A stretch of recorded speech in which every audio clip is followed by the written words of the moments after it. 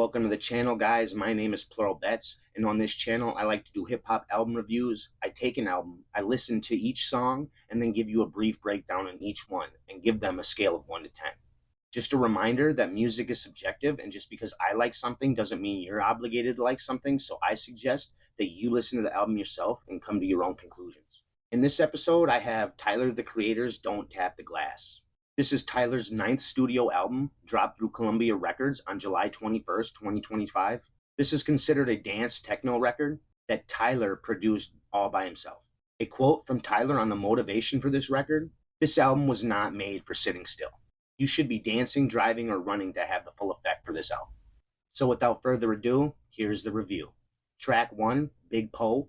Tyler starts off the song with a few rules for listening to the album. The last one happens to be Don't Tap the Glass, which points to the album title. This has a feature from Pharrell and Sk8brd on it. Tyler's verses are super dope on this. I'm really liking them. A few notable lines are the light skin like my daddy in his first verse, and the line about not trusting white people with dreads in his second verse. There's a Busta Rhymes sample in between Tyler's and Sk8brd's second verses. Skate's verses were okay, but he didn't really have any bars that stood out. I'm giving this a soft 7. Track 2, Sugar on My Tongue. This is a techno beat, very EDM-ish track, very sexually explicit song. I kind of feel like the inspiration comes from Trick Daddy's Sugar on My Tongue from back in the day, while being its own sound.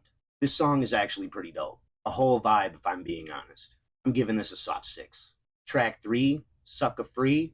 Tyler is singing on this, and it's actually pretty smooth.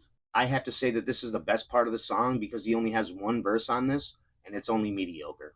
It's only about 1 minute and 50 seconds, which kind of left me wanting more, so for that, I'm giving this a soft 4. Track 4, Mom and Him. I consider this a dope little interlude, a short little 1:15. He did his thing on this low-key. The fact that it's so short and that it fits perfectly into the next song, I consider this an extended intro. I'm giving this a soft 7, though. Track 5, Stop Playing With Me. I love the cadence that he uses in his first verse. It's super dope. The hook for this is just okay, only average. He does start off his second verse kind of weak, but he does pick it up after the first 4 bars and snaps on the rest of the song, so I kind of forgive him for the first 4 bars of his second verse. I'm giving this a soft 8.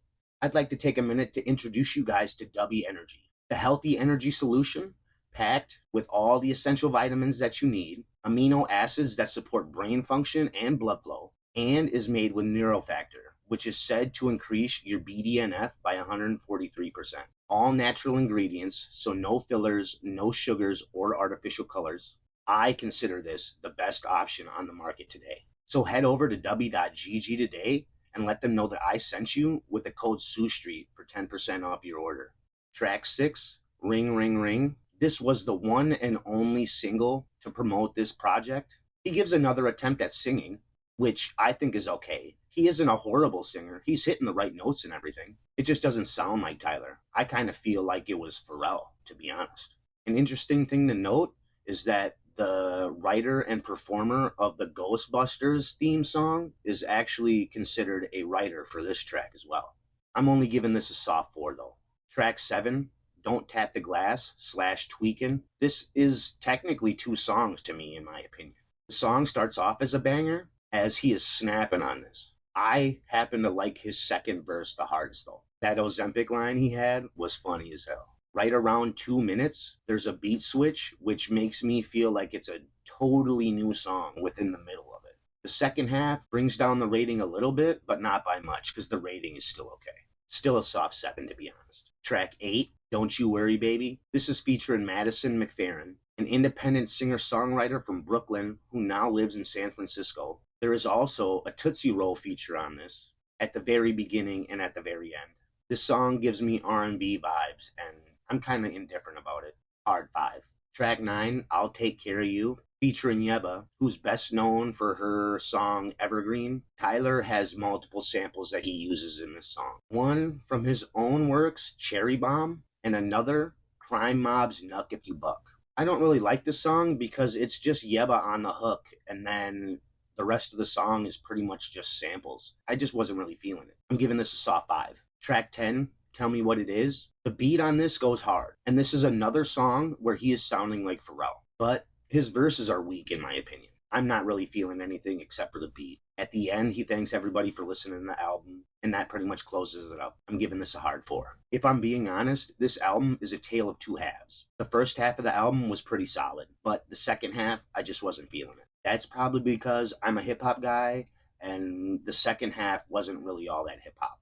Even though this album did see a lot of commercial success, I do not recommend it. I get that the premise of the album was supposed to make people dance and get up out of their seat, but it's just not my thing. There seems to be a lack of substance, and that's kind of what I look for in a song. Like, it has to have meaning behind it, and a lot of these songs don't have much meaning behind them. They're just surface level. So I would say pass on this album. If you enjoyed this video, be sure to hit the like button. Let me know what album you think I should do next, and then follow so that you're up to date on when I drop my next album review. Until next time, friends, peace.